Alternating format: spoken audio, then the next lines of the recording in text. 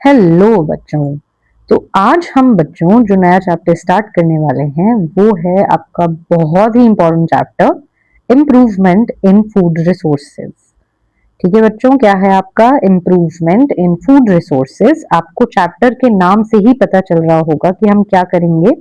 हम इम्प्रूवमेंट देखेंगे किन में, जो हमारे फूड रिसोर्सेज हैं उनकी प्रोडक्टिविटी में हम इम्प्रूवमेंट कैसे करें, उनके जो ओवरऑल प्रोडक्टिविटी है उसमें हम बढ़ोतरी कैसे करें, इम्प्रूवमेंट कैसे करें उसको, और उस पूरे प्रोसेस को और अच्छा कैसे बनाएं। ये सब कुछ हम इस चैप्टर में पढ़ेंगे। हम देखेंगे पहला कि हमारे फूड रिसोर्सेज हैं क्या। फिर हम ये देखेंगे कि करंटली कौन सी टेक्निक्स हमारे पास चल रही हैं। फिर बच्चों हम आगे पढ़ेंगे कि हमारे पास कितने तरीके के हमारे पास क्रॉप जो प्लांटेशन है उनके तरीके हैं। हम देखेंगे कि आज तक हमने एज ह्यूमंस कितने सारे प्रोसेसेस, कितने सारे रेवोल्यूशंस अब तक करे हैं। क्यों? ताकि हमारी जो फसलें हैं वो बढ़े, ताकि हमारे जो फूड प्रोडक्ट्स हैं वो बढ़े।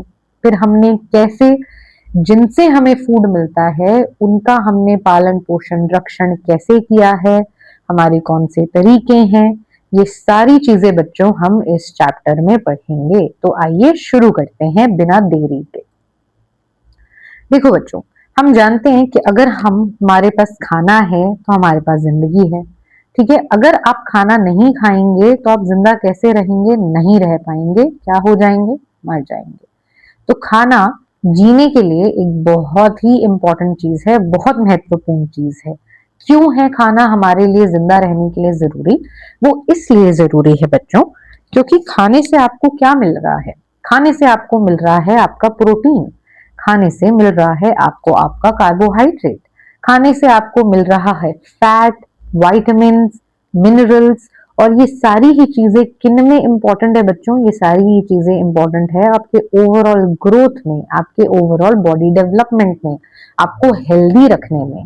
तो फूड क्या कर रहा है? फूड प्रोवाइड करता है वो सारी चीजें, वो सारी चीजें जो आपको जरूरी हैं जीवित रहने के लिए, ग्रो होने के लिए, हेल्दी रहने के लिए।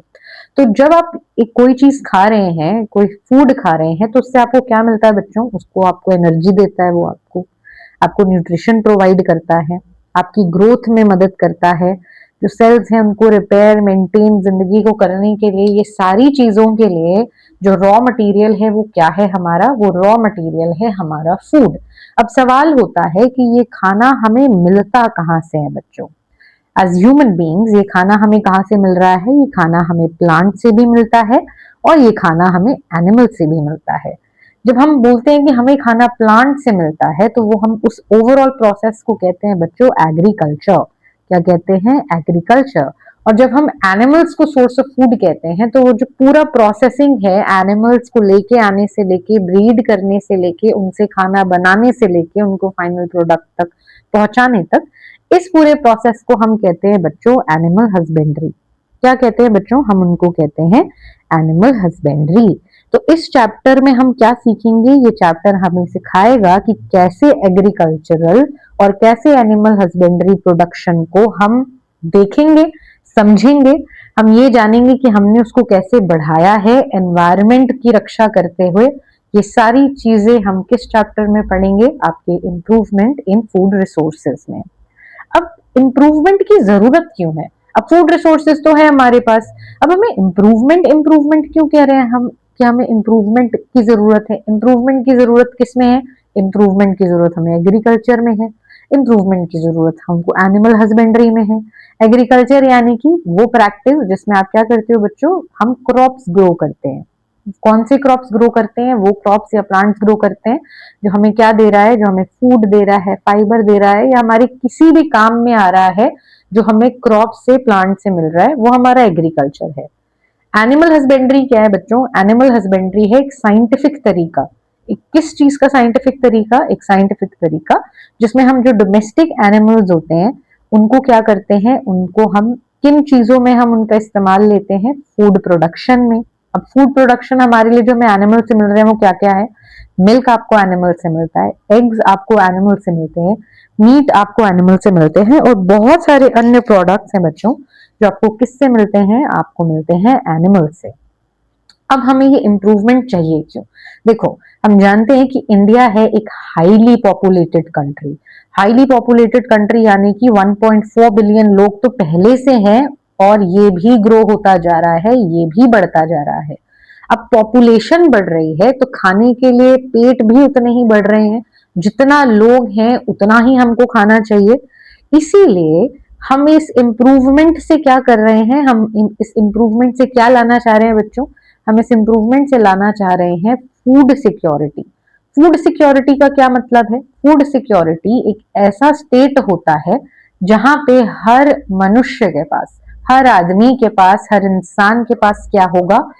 फिजिकल अवेलेबिलिटी ऑफ फूड, यानी कि खाना होगा, और इकोनॉमिक एक्सेस, यानी कि उसके पास उस खाने को खरीदने के लिए पैसा भी होगा। ठीक है, तो फूड सिक्योरिटी क्या होता है बच्चों?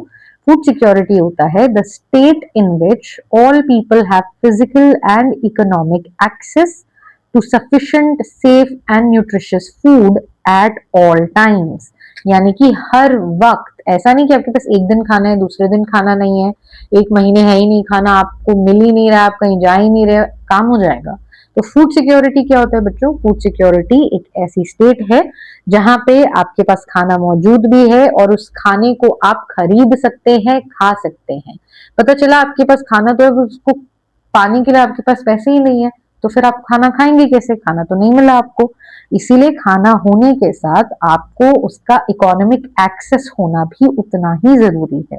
ठीक है, अब लोग बढ़ रहे हैं, फूड सिक्योरिटी हमें चाहिए, हर इंसान को सरवाइव करने के लिए खाना भी चाहिए। ऐसे में हमें क्या करना चाहिए? क्या हमें और फार्मिंग करनी चाहिए? क्या हम और अपने एग्रीकल्चर फील्ड को बड़ा करेंगे? आपको पता है इंडिया ऑलरेडी बहुत इंटेंसिवली कल्टीवेटेड है। इसका क्या मतलब है? इसका मतलब ये है कि इंडिया में पहले से बहुत एग्रीकल्चर हो रहा है। अब अगर आप एग्रीकल्चर और बढ़ाते ही रहोगे तो बाकी सेक्टर्स के लिए जगह कैसे बचेगी?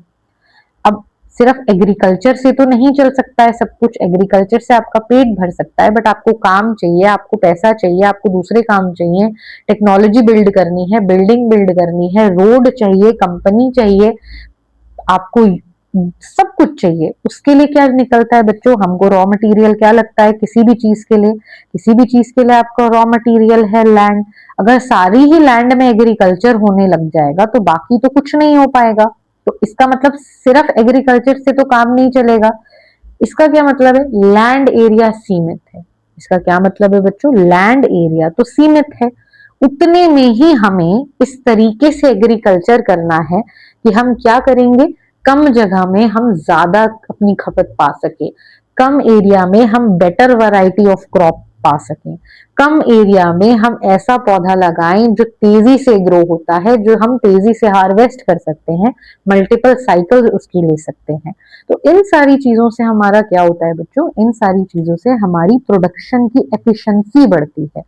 क्या बढ़ती है? प्रोडक्शन की एफिशिएंसी बढ़ती है। ठीक है, अब एग्रीकल्चर का तो हमें पता चल गया, बट हमें तो ये भी पता है कि हमारे लिए फूड रिसोर्सेस क्या है बच्चों। हमारे लिए कुछ डोमेस्टिक एनिमल्स हैं जो हमारे क्या है? फूड रिसोर्सेज हैं। अब इन कुछ डोमेस्टिक एनिमल्स का भी अगर हम इस्तेमाल इस तरीके से करें कि हम अपने क्रॉप सिस्टम और हमारा लाइफ स्टॉक, लाइफ स्टॉक क्या होता है बच्चों? लाइफ स्टॉक वो एनिमल्स होते हैं या वो डोमेस्टिक एनिमल्स होते हैं जिनका आप पालन पोषण भरण करते हैं। किस चीज के लिए बच्चों? इस चीज के लिए कि वो आपको क्या प्रोवाइड करते हैं? फूड प्रोडक्ट्स प्रोवाइड करते हैं और दूसरे प्रोडक्ट्स प्रोवाइड करते हैं। जैसे आपको वूल मिल सकता है, उनसे मिल्क मिल सकता है, एग मिलता है, मीट मिलता है। ठीक है, तो ये है आपका लाइफ स्टॉक। तो अब आप जो भरण पोषण है सिर्फ क्रॉप से ही नहीं होगा आपका। अब क्रॉप और लाइफ स्टॉक, जब आप दोनों की प्रोडक्शन को इंक्रीज करोगे तो आप क्या पा सकोगे बच्चों? आप पा सकोगे फूड सिक्योरिटी। आप क्या पा सकोगे? आप पा सकोगे फूड सिक्योरिटी।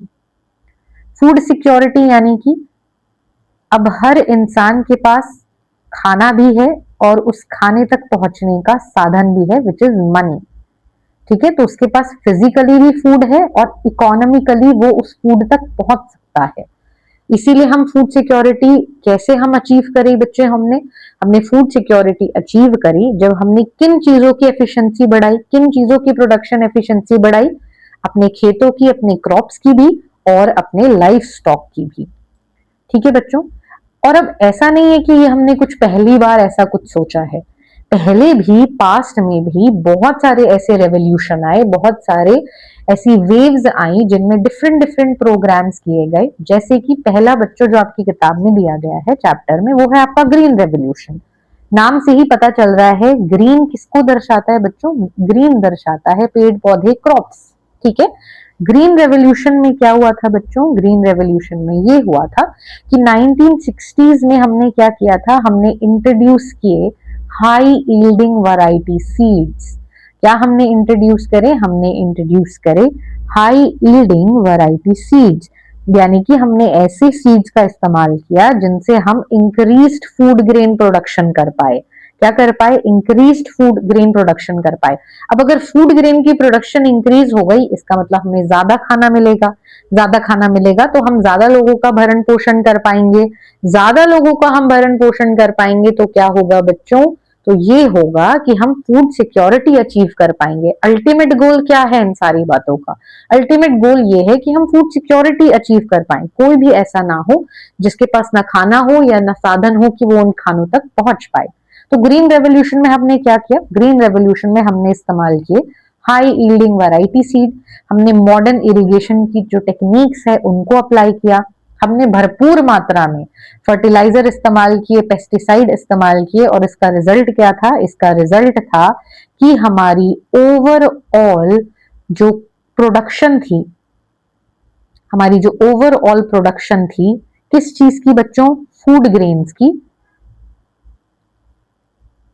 वो क्या हो जाती है बच्चों, वो इंक्रीज हो जाती है। और वो इतनी इंक्रीज हो जाती है कि अब हमारे पास खाना सरप्लस में हो जाता है, यानी कि बहुत ज्यादा हो जाता है।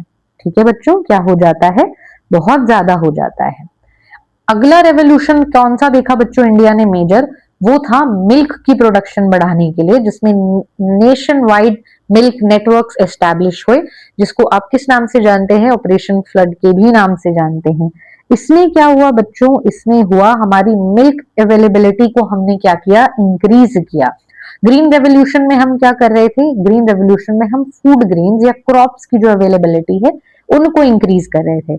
और व्हाइट रेवोल्यूशन में बच्चों, व्हाइट इसलिए बिकॉज मिल्क का कलर व्हाइट है, वहां से हम ऐसे व्हाइट रेवोल्यूशन इसको कह रहे हैं। व्हाइट रेवोल्यूशन में हमने क्या किया बच्चों, व्हाइट रेवोल्यूशन में हमने किस चीज की अवेलेबिलिटी पे काम किया, हमने मिल्क की अवेलेबिलिटी पे काम किया। किसकी अवेलेबिलिटी पे काम किया, हमने मिल्क की अवेलेबिलिटी पे काम किया। ठीक है, तो हमने रेवोल्यूशन देखे हैं, जैसे ग्रीन रेवोल्यूशन, क्या किया ग्रीन रेवोल्यूशन ने, इंक्रीज फूड ग्रेन प्रोडक्शन। और व्हाइट रेवोल्यूशन हमने देखा जिसमें मिल्क अवेलेबिलिटी बढ़ी। बट बच्चों आप खुद सोचो, ठीक है, अगर हम इन सारे रेवोल्यूशंस का हमारा रॉ मटेरियल क्या है, आपको जमीन चाहिए, आपको नेचुरल रिसोर्सेस चाहिए। जब इतने ही ज्यादा रेवोल्यूशन होंगे तो बहुत इंटेंसिवली या बहुत ज्यादा हम क्या करेंगे, नेचुरल रिसोर्सेस को इस्तेमाल करेंगे।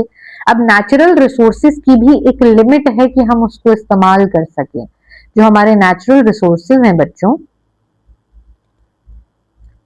उनकी भी एक लिमिट है कि हम उनको फ्री में इस्तेमाल कर सकते हैं। ठीक है, फ्री में इस्तेमाल कर सकते हैं। बट अब हमें किस चीज की जरूरत है, अब हमें ऐसी प्रोडक्शन टेक्निक की जरूरत है जहां पे हम अपने एनवायरनमेंट को नुकसान ना पहुंचाएं, जहां पे हम अपने एनवायरनमेंट को नुकसान ना पहुंचाएं। ग्रीन रेवोल्यूशन में हम इतना फर्टिलाइजर इस्तेमाल कर रहे हैं, इतना पेस्टिसाइड इस्तेमाल कर रहे हैं जो एनवायरनमेंट के लिए बिल्कुल भी अच्छा नहीं है। लेकिन हमारा गोल क्या था तब बच्चों, हमारा गोल था फूड ग्रेन को प्रोड्यूस करने का, हमारा गोल था फूड सिक्योरिटी को अचीव करने का, तो हमने वो किया। लेकिन आप लॉन्ग टर्म, लंबे टाइम के लिए यही चीज नहीं कर सकते हैं। ये चीज आप इसलिए नहीं कर सकते हैं क्योंकि इसमें आपका एनवायरनमेंट दूषित होता है, आपका एनवायरनमेंट डिग्रेड होता है, आपके एनवायरनमेंट को नुकसान पहुंचता है, जो बैलेंस है आपके एनवायरनमेंट का वो हिलता है।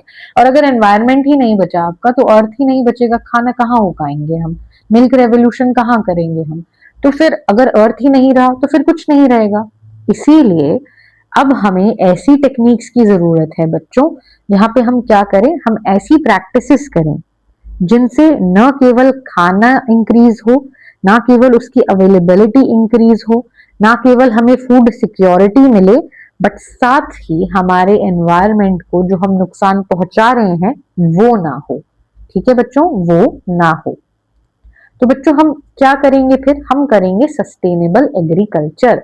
सस्टेनेबल एग्रीकल्चर क्या होता है बच्चों? सस्टेनेबल एग्रीकल्चर एग्रीकल्चर की ऐसी टेक्निक होती है जहां पे हम खाना इस तरीके से उगाते हैं कि वो रिसोर्सेस को भी प्रोटेक्ट करता है, इकोलॉजिकल बैलेंस भी बनाए रखता है और हमें लॉन्ग टर्म प्रोडक्टिविटी देता है। तो लॉन्ग रन में आपके एनवायरनमेंट को हानि नहीं पहुंच रही है। तो इससे क्या हमारे दो चीजें हमारी इससे फुलफिल हो रही हैं। पहला, एग्रीकल्चर का एग्रीकल्चर हो रहा है, क्रॉप का क्रॉप ग्रो हो रहा है, खाने का खाना मिल रहा है। और दूसरा दूसरा ये बच्चों कि आपका एनवायरनमेंट प्रोटेक्टेड है, बैलेंस आपका इकोलॉजिकल बना हुआ है, आपके नेचर को हानि नहीं पहुंच रही है। ठीक है, तो फूड सिक्योरिटी आपने क्या समझी बच्चों? हमने ये समझा कि फूड सिक्योरिटी होती है पहला कि खाना होना चाहिए, पहले तो खाना होना चाहिए, दूसरा खाने तक पहुंचने का आपके पास एक्सेस होना चाहिए। ठीक है, खाने तक पहुंचने का एक्सेस होना चाहिए। और एक्सेस का क्या मतलब है बच्चों? पैसा। एक्सेस का क्या मतलब है? पैसा। पैसा होगा तभी तो आप खाना खरीदेंगे।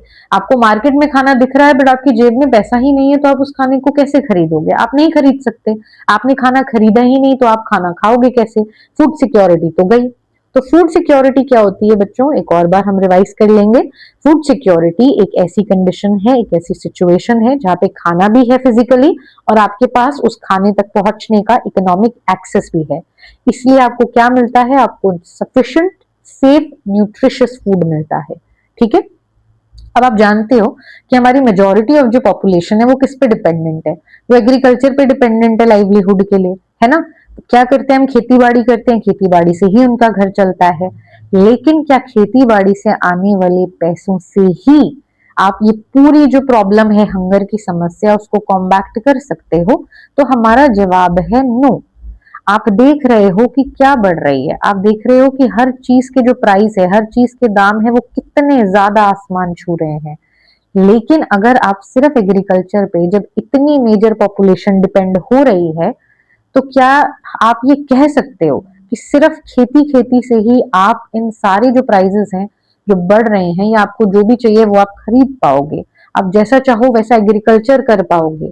आप जितनी अच्छी तकनीकों का इस्तेमाल करना चाहो, जितनी अच्छी एग्रीकल्चर टेक्निक्स इस्तेमाल करने चाहो, जितने अच्छे फर्टिलाइजर्स यूज करना चाहो, पेस्टिसाइड या मैन्योर यूज करना चाहो या ऑर्गेनिक फार्मिंग यूज करना चाहो, क्या आपको लगता है कि सिर्फ उन पैसों से जो आपकी नॉर्मल फार्मिंग से आते हैं एक फार्मर ये सब कुछ कर सकता है? या जिन लोगों की जो आमदनी है वो एग्रीकल्चर पे डिपेंड है वो ये सब कुछ कर सकते हैं अपने नॉर्मल एग्रीकल्चर से अपना बिल्कुल चेंज करे? तो इसका जवाब है बच्चों नहीं कर सकते हैं। कैसे करेंगे वो? जब आप सिर्फ एग्रीकल्चर कर रहे हैं वो भी बिल्कुल लेस मिनिमम जो आपके पास रिसोर्सेज है उसमें, तो आप उन लोगों से कैसे compete करेंगे जो बहुत अच्छे टेक्निक्स इस्तेमाल कर रहे हैं, बहुत अच्छे इरिगेशन फैसिलिटी है उनके पास बहुत अच्छे फर्टिलाइजर्स हैं, मैन्योर्स हैं, ऑर्गेनिक मटेरियल है। उनसे कंपटीशन करने के लिए सिर्फ खेती से काम नहीं चलेगा। हमें ऐसे तरीके अपनाने पड़ेंगे उन लोगों के लिए जो एग्रीकल्चर में काम कर रहे हैं जिससे उनकी आमदनी बढ़े, ताकि जो उनको हंगर की प्रॉब्लम है वो भी क्या हो जाए? दूर हो जाए। तो ये हम कैसे कर सकते हैं बच्चों? ये हम ऐसे कर सकते हैं जब हम अलग अलग टाइप की जो फार्मिंग्स हैं, क्या कैसे कर सकते हैं बच्चों? जब हम अलग अलग फार्मिंग के जो तरीके हैं उनको अपनाएं। ठीक है, तो हम जब अलग अलग इन टेक्निक्स को अपनाएंगे किसके साथ? जो हमारा लाइफ स्टॉक था उसका ध्यान रखने के साथ। तो जब आप अपना एग्रीकल्चर प्लस एनिमल हस्बेंड्री, जब आप अपना एग्रीकल्चर और एनिमल हस्बेंड्री को साथ ले आते हैं तो आपको क्या रिजल्ट मिलता है बच्चों? आपको मिलता है हाई प्रोडक्शन। अब अगर प्रोडक्शन हाई है तो उसको सेल करके आमदनी भी हाई होगी, आमदनी भी हाई होगी।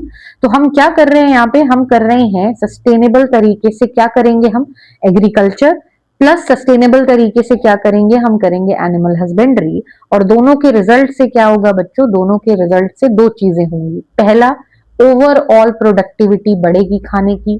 दूसरा, खाने तक एक्सेस बढ़ेगा। क्यों? क्योंकि आप इन्हीं चीजों को सेल करके अपनी इनकम इंक्रीज कर सकते हैं, और अगर इनकम है तो आप क्या कर सकते हैं, आप खर्चा कर सकते हैं, आपको जो चाहिए आप उस खाने तक पहुंच सकते हैं। तो हम ये कैसे करते हैं बच्चों, हम ये करते हैं जब हम अपना जो लाइफ स्टॉक है या अपना एनिमल हस्बेंड्री है उसके साथ अपने एग्रीकल्चर को सस्टेनेबली करें। क्या करें, जब हम अपने एग्रीकल्चर और अपनी एनिमल हस्बेंड्री को साथ में सस्टेनेबली करें। ठीक है, अब एग्रीकल्चर के बहुत सारे तरीके हैं जिनको हम अंडरटेक कर सकते हैं सस्टेनेबल लाइवलीहुड के लिए। पहला तरीका है बच्चों जो आपके चैप्टर में दिया है, वो है आपका मिक्स्ड फार्मिंग। मिक्स्ड फार्मिंग क्या होता है बच्चों, एक ऐसा फार्म होता है जहां पे क्रॉप भी ग्रो हो रहे हैं और वहीं पे एनिमल्स भी रेज हो रहे हैं, तो ऐसे को बोलते हैं बच्चों हम मिक्स्ड फार्मिंग। इंटरक्रॉपिंग क्या होता है बच्चों, इंटरक्रॉपिंग होता है जब दो या उससे ज्यादा क्रॉप फिक्स्ड रो या फिक्स्ड पैटर्न में ग्रो हो रहे हैं, उसको हम कहते हैं इंटरक्रॉपिंग। इंटीग्रेटेड फार्मिंग क्या होता है बच्चों, इंटीग्रेटेड फार्मिंग होता है जब एग्रीकल्चर भी साथ में हो रहा है, लाइफ स्टॉक भी साथ में है, फिशरी भी हो रही है, एपीकल्चर भी हो रहा है। फिशरी यानी कि फिश प्रोडक्शन जो है यहाँ पे वो, और एपीकल्चर होता है बच्चों बी से हम जब अपने जितने भी हमको चीजें लेनी होती है प्रोडक्ट्स, उनको हम जब करें ग्रो, और यहाँ पे फिश एंड फिश प्रोडक्ट्स जब हम बात करें उनके प्रोडक्शन और मैनेजमेंट की, और यहाँ पे बी से हमें उनके प्रोडक्ट्स को जो मिलते हैं उनके प्रोडक्शन और मैनेजमेंट की, वो बी से वाला है आपका एपीकल्चर और फिश वाला है आपका फिशरी। तो जब हम एग्रीकल्चर को लाइफ स्टॉक के साथ, फिशरी के साथ, या बी कल्चर या एपीकल्चर के साथ मिक्स करते हैं, तब आप उसको कहते हैं बच्चों इंटीग्रेटेड फार्मिंग। क्या कहते हैं बच्चों, आप उसको कहते हैं इंटीग्रेटेड फार्मिंग। जैसे ये है आपका बच्चों मिक्स्ड फार्मिंग। इस मिक्स्ड फार्मिंग में अगर आप इस फोटो को बड़ा कर देते तो आपको यहाँ पे लाइफ स्टॉक भी दिखते, लाइफ स्टॉक भी दिखते आपको, और ये है बच्चों आपका इंटरक्रॉपिंग। देखो मिक्स्ड फार्मिंग में डेफिनेट रोज में आपके ये नहीं लगे होते हैं क्रॉप्स, डेफिनेट रो में क्रॉप्स नहीं लगे होते हैं, कोई पैटर्न नहीं होता है, जरूरी नहीं है कि किसी पैटर्न में ही इन क्रॉप्स को प्लांट किया जाएगा। बट इंटरक्रॉपिंग में अगर आप देखो तो पहले मेज है, फिर पिजन पी, फिर मेज, फिर पिजन पी, फिर मेज, तो यहाँ पे भी पिजन पी। तो एक सेट पैटर्न में, एक सेट पैटर्न में ही क्रॉप्स को ग्रो किया जाता है, इसीलिए ये है इंटरक्रॉपिंग और ये है मिक्स्ड फार्मिंग का एक बहुत ही मेजर डिफरेंस। ठीक है बच्चों, अब बच्चों आपको ये तो पता है कि हमने अभी तक क्या बात करी, हमने ये बात करी कि फूड से हमें क्या मिलता है बच्चों, फूड से हमें एनर्जी मिलती है, फूड होगा तो हम जिएंगे, लाइफ बढ़ेगी। फूड हमारा कौन ग्रो कर रहा है, अगर एग्रीकल्चर है हमारा फार्मर ग्रो कर रहा है। फार्मर जो खाना है उसने आज तक जितना भी एग्रीकल्चर किया है उसमें उसने बहुत सारी टेक्निक्स यूज करी हैं, आज तक बहुत सारे रेवोल्यूशन भी हुए हैं, ग्रीन रेवोल्यूशन हुआ है, व्हाइट रेवोल्यूशन हुआ है। इन दोनों ही रेवोल्यूशन ने बहुत ज्यादा नेचुरल रिसोर्सेस का इस्तेमाल किया, और इस सिर्फ इस्तेमाल ही नहीं हुआ, क्योंकि हमने ग्रीन रेवोल्यूशन में जैसे फर्टिलाइजर, पेस्टिसाइड्स ये सब इस्तेमाल करे थे, उससे आपके रिसोर्सेज या नेचुरल रिसोर्सेज को बहुत हानि भी पहुंची। ठीक है, इसीलिए अब हम क्या चाहते हैं, हम चाहते हैं कि फूड सिक्योरिटी, जो आपका फूड है वो सिक्योरिटी ऐसे तरीके से हो कि केवल फूड अवेलेबल ही ना हो। जो फूड सिक्योरिटी है, अब हम क्या चाहते हैं कि पहला खाना हो हमारे पास, दूसरा उसको खर्चने या खरीदने के लिए हमारे पास पैसा हो। ठीक है, दूसरा हम क्या चाहते हैं, हम ये चाह रहे हैं इस चैप्टर के माध्यम से, जो आपको ये चैप्टर सिखा रहा है कि हम अपने खाने को सस्टेनेबली क्या करें, ग्रो करें, सस्टेनेबली ग्रो करें। सस्टेनेबली ग्रो करने का क्या मतलब है, हम ऐसी टेक्निक्स यूज करें जिससे खाना भी ग्रो हो जाए एफिशिएंटली और नेचर को नुकसान भी ना हो, एनवायरनमेंट को नुकसान भी ना हो। ठीक है, अब हम देखते हैं कि हमें किस टाइप के क्रॉप्स हमने देखे हैं जो हमें कहाँ से मिलते हैं बच्चों, जो हमें हमारे फूड से मिलते हैं। देखो आपको क्या मिलता है फूड में, आपको मिलता है सीरियल क्रॉप। सीरियल क्रॉप में क्या होता है बच्चों, सीरियल क्रॉप वो क्रॉप्स होते हैं जो किन में रिच हैं, जो कार्बोहाइड्रेट में रिच हैं, ये है आपके सीरियल क्रॉप्स बच्चों। तो सीरियल क्रॉप्स क्या है आपके हाई किसमें रिच है बच्चों, ये है आपके कार्बोहाइड्रेट में रिच, और ये आपका स्टेपल खाना है। हर घर में क्या बनता है, व्हीट राइस हर जगह बनता है, रोटी बनती है, चावल बनता है, ये हमारा स्टेपल फूड है। फिर आते हैं बच्चों आपके पल्सेस, पल्सेस यानी कि वो खाना जिनसे आपको प्रोटीन मिलता है, जैसे आपकी दालें होती हैं, ग्राम है, लेंटिल है, बहुत सारी दालें हैं, ठीक है। इन दालों से आपको क्या मिल रहा है बच्चों, इन दालों से आपको क्या मिलता है, इनसे आपको मिल रहा है प्रोटीन। फिर आते हैं बच्चों आपके ऑयल सीड्स, नाम से ही पता चल रहा है ऑयल सीड्स कौन से क्रॉप्स होते हैं बच्चों, ऑयल सीड्स वो क्रॉप्स होते हैं जिनसे आप क्या एक्सट्रैक्ट कर सकते हैं, आप एडिबल ऑयल या फैट्स एक्सट्रैक्ट कर सकते हैं। जैसे आप खाने में mustard oil, ground nut oil या ग्राउंड नट मस्टर्ड, ये सारी चीजें इस्तेमाल कर रहे हैं, ये कहाँ से एक्सट्रैक्ट होके आई है बच्चों, ये एक्सट्रैक्ट होके आई है आपकी ऑयल सीड से। मस्टर्ड ऑयल मस्टर्ड से आया है आपका, जो आपका ग्राउंड नट ऑयल होता है वो कहाँ से आया है, आपका ग्राउंड नट से आया है। फिर आपका सोयाबीन ऑयल, ये सारी चीजें कहाँ से आ रही है बच्चों, ये सारी चीजें आ रही हैं आपको आपके ऑयल सीड से। फिर आता है बच्चों आपका फोडर क्रॉप्स। देखो फोडर क्रॉप्स क्या होता है, फोडर क्रॉप्स होते हैं वो क्रॉप्स जो हम लाइफ स्टॉक्स को देते हैं, जो हम किनको देते हैं बच्चों, जो हम लाइफ स्टॉक को देते हैं, वो क्या होते हैं हमारे, वो होते हैं हमारे फोडर क्रॉप्स, ठीक है। तो सीरियल के एग्जाम्पल्स क्या है, हम एक बार देख लेते हैं बच्चों। सीरियल के एग्जाम्पल्स हैं, अगर आपके एग्जाम में आए तो आपको पक्का लिखना आना चाहिए। सीरियल के एग्जाम्पल्स हैं आपके व्हीट, राइस, मेज, मिलेट, सोरगम। पल्सेस के एग्जाम्पल्स है आपका जो चना दाल है, आपकी मटर की दाल है, आपकी उड़द की दाल है, मूंग दाल, अरहर दाल, मैसूर की दाल, तो ये सारी मसूर की दाल, तो ये सारी चीजें क्या आपके पल्सेस हैं जो प्रोटीन प्रोवाइड करती हैं। ऑयल सीड्स क्या है बच्चों आपके, सोयाबीन है, ग्राउंड नट है, सेसमी है, आपका castor oil, mustard oil, sunflower oil, आपने बहुत बार अपने घरों में देखा होगा, किचन में ये इस्तेमाल होता हुआ। फिर बच्चों आते हैं आपके वेजिटेबल्स, स्पाइसेस, फ्रूट्स, ये क्या होते हैं, इनसे आपको क्या मिलता है बच्चों, इनसे आपको आपका नॉर्मल न्यूट्रिशन मिलता है, ठीक है। फिर आते हैं आपके फोडर क्रॉप्स, फोडर क्रॉप्स वो होते हैं जो आपको किनके लिए होते हैं, ये होते हैं आपके लाइफ स्टॉक के लिए, जैसे कि आपके ओट्स, सुडान ग्रास, बरसीम, तो ये सारी चीजें किसकी होती हैं बच्चों, ये सब कौन खाता है, ये खाते हैं आपके लाइफ स्टॉक, ठीक है।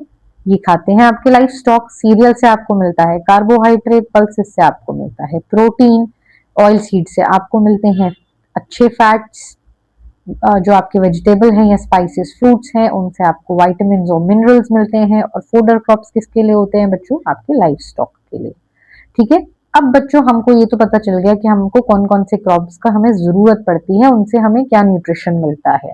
पर इन क्रॉप्स को ग्रो करने के लिए ऐसा तो है नहीं कि कहीं पे भी ग्रो हो जाते हैं, हमको प्रॉपर क्लाइमेटिक कंडीशन चाहिए। हमको क्या चाहिए बच्चों, हमको चाहिए प्रॉपर क्लाइमेटिक कंडीशन, मौसम उस क्रॉप के लिए सही होना चाहिए, सही टेम्परेचर होना चाहिए, फोटो पीरियड सही होना चाहिए, यानी कि उस ड्यूरेशन में कितने ड्यूरेशन की उसको सनलाइट की जरूरत है, इस पे भी निर्भर करता है कि क्रॉप कैसा उगेगा। अगर एक क्रॉप को सिर्फ 6 घंटे की सनलाइट की जरूरत थी और आपने उसको 20-30 घंटे की सनलाइट प्रोवाइड कर दी या लाइट प्रोवाइड कर दी, तो वो नहीं ग्रो होगा। वहीं पर अगर एक क्रॉप को 12 घंटे की लाइट की जरूरत थी, यानी कि आप सनलाइट भी प्रोवाइड करोगे और फिर आर्टिफिशियल भी प्रोवाइड करोगे, तब जाके वो ग्रो होगा, ठीक है। तो ये जो ड्यूरेशन होती है सनलाइट की, जो प्लांट रिसीव करता है, उसको आप कहते हो बच्चों फोटो पीरियड। डिफरेंट पौधों का डिफरेंट फोटो पीरियड होता है, ठीक है। जो ग्रोथ है प्लांट्स की और फ्लावर्स की, वो डिपेंड करती है इस फोटो पीरियड पे, वो डिपेंड करती है इस ड्यूरेशन ऑफ सनलाइट पे। अब हमारे को सनलाइट की बहुत ज्यादा जरूरत है, क्योंकि प्लांट्स क्या मैन्युफैक्चर करते हैं, फूड मैन्युफैक्चर करते हैं। किस प्रोसेस से बच्चों, फोटोसिंथेसिस से। फोटोसिंथेसिस के लिए भी हमको किसकी जरूरत है, सनलाइट की जरूरत है। फोटोसिंथेसिस क्या होता है, फोटोसिंथेसिस होता है एक प्रोसेस जिसमें जो हमारे ग्रीन प्लांट्स होते हैं वो अपना खाना प्रिपेयर करते हैं, किससे, कार्बोहाइड्रेट और वाटर से। किसकी प्रेजेंस में बच्चों, सनलाइट की प्रेजेंस में एंड क्लोरोफिल की प्रेजेंस में, यानी कि ग्रीन जो है क्लोरोफिल की प्रेजेंस में, ठीक है। तो प्लांट को ग्रो होने के लिए क्या चाहिए, प्लांट को ग्रो होने के लिए चाहिए सही मौसम, सही क्लाइमेटिक कंडीशन। प्लांट को ग्रो होने के लिए चाहिए सही तापमान, यानी कि सही टेम्परेचर। प्लांट को ग्रो होने के लिए चाहिए सही मात्रा में सनलाइट, यानी कि फोटो पीरियड। जब ये सारी चीजें उसको मिल जाएंगी तो आपको क्या मिलेगी, आपकी अच्छी फसल, आपको A1 फसल आपकी मिल जाएगी, ठीक है। अब हम देखेंगे बच्चों हमारे types of crops. Type of crops, आपकी बुक में आपको 2 टाइप्स ऑफ क्रॉप्स दिए गए हैं बच्चों। पहला है आपका खरीफ क्रॉप और दूसरा है रबी क्रॉप। देखो खरीफ क्रॉप कौन से होते हैं बच्चों? खरीफ वो होते हैं जो हम कब ग्रो करते हैं, जो हम ग्रो करते हैं रेनी सीजन में। यानी कि कब ग्रो कर रहे हैं हम उसको? हम कर रहे हैं उसको रेनी सीजन में ग्रो, जून से अक्टूबर के बीच। एग्जाम्पल क्या है बच्चों खरीफ क्रॉप का? एग्जाम्पल है पैडी, एग्जाम्पल है आपका मेज। और आपका रबी क्रॉप्स क्या होते हैं बच्चों? रबी क्रॉप्स आपके वो क्रॉप्स होते हैं जो किस पीरियड के बीच में ग्रो हो रहे हैं बच्चों? जो पीरियड जिसके बीच में वो ग्रो हो रहे हैं वो है विंटर सीजन। क्या है बच्चों? वो है आपका विंटर सीजन। विंटर सीजन यानी कि आपका नवंबर से अप्रैल तक का टाइम। ठीक है, इसके कौन से एग्जाम्पल्स है बच्चों? आपका जो गेहूं है यानी कि आपका जो वीट है, आपका जो वीट है, आपका मस्टर्ड है, ये सारे क्या है बच्चों? ये हैं आपके रबी क्रॉप्स। हम थोड़े से एग्जाम्पल्स इनके देख लेते हैं एक बार फोटो में। ठीक है, देखो ये है बच्चों आपके खरीफ क्रॉप। कौन कौन से हैं? आपका है राइस, आपका है कॉर्न, आपका है soybean, sugar cane, ground nut, cotton. ये किसके एग्जाम्पल्स है बच्चों? ये एग्जाम्पल्स हैं आपके खरीफ क्रॉप के। रबी क्रॉप क्या है बच्चों? रबी है आपका वीट, आपका बार्ले, पीज, ग्राम। ये क्या है बच्चों? ये है आपके रबी क्रॉप्स। वहीं पे आता है बच्चों आपका थर्ड टाइप ऑफ क्रॉप जिसका मतलब है जैद क्रॉप, जो कब से कब तक हम उगाते हैं? जो हम मार्च से जुलाई के बीच में उगाते हैं। ठीक है, इसके एग्जाम्पल्स आपके कुकुम्बर, वाटरमेलन, मस्क मेलन। एक बार हम क्या करेंगे, हम इनमें एक बार डिफरेंस हम देख लेंगे। ठीक है, देखो खरीफ क्रॉप मैंने आपको भी बताया कब से कब हम ग्रो करते हैं। हम ग्रो करते हैं मॉनसून सीजन में, यानी कि जून जुलाई में हम इसको सो करते हैं।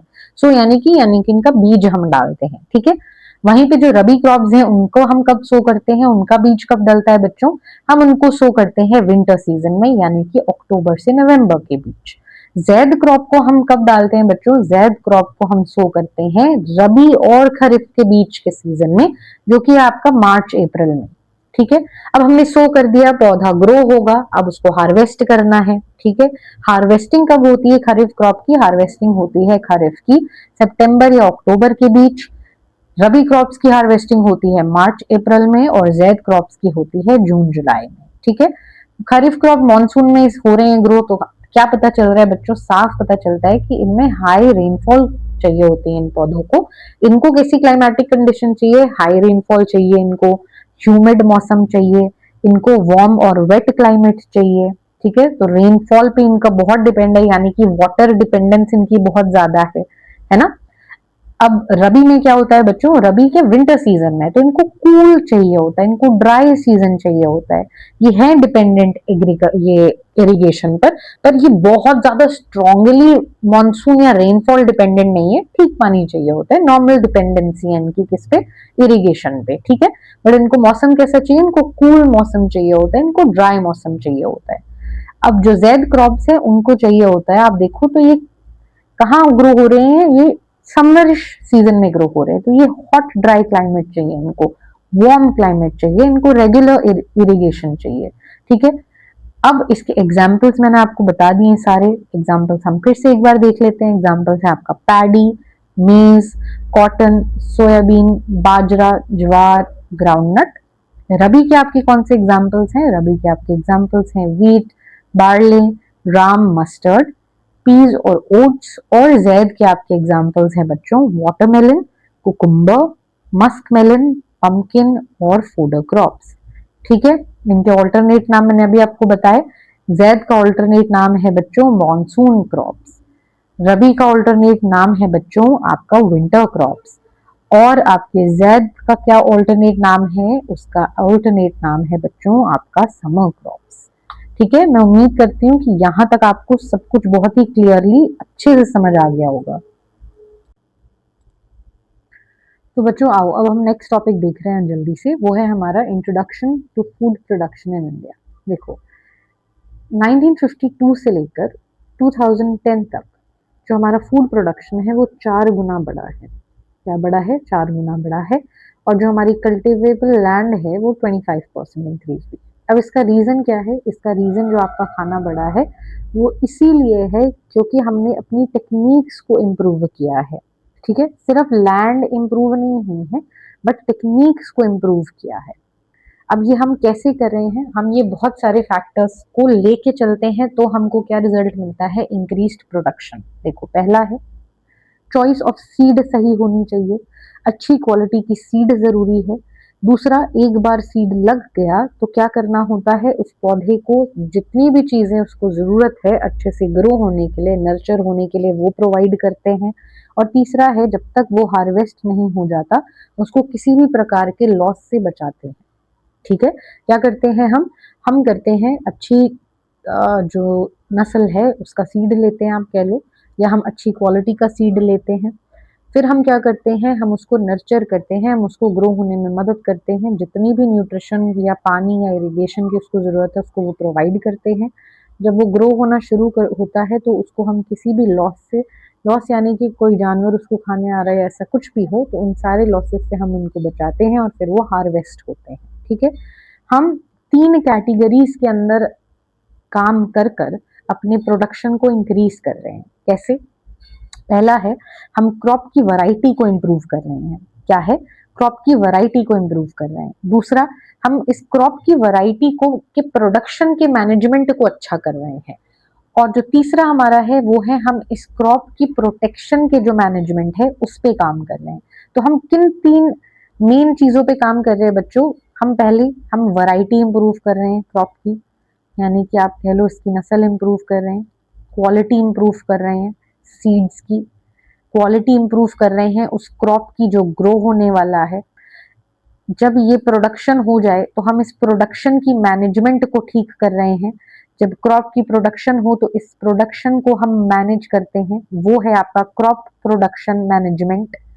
जब क्रॉप प्रोड्यूस हो जाए, मैनेज हो रहा हो, अब इस क्रॉप को आपको प्रोटेक्ट भी करना है ना? क्रॉप ग्रो हो रहा है तो उसको प्रोटेक्शन भी तो चाहिए। इस प्रोटेक्शन के मैनेजमेंट को भी देखना किस में आता है बच्चों? ओवरऑल आपकी जो फसल है उसके यील्ड को इंक्रीज करने में मदद करते हैं ये 3 चीजों पे काम करना।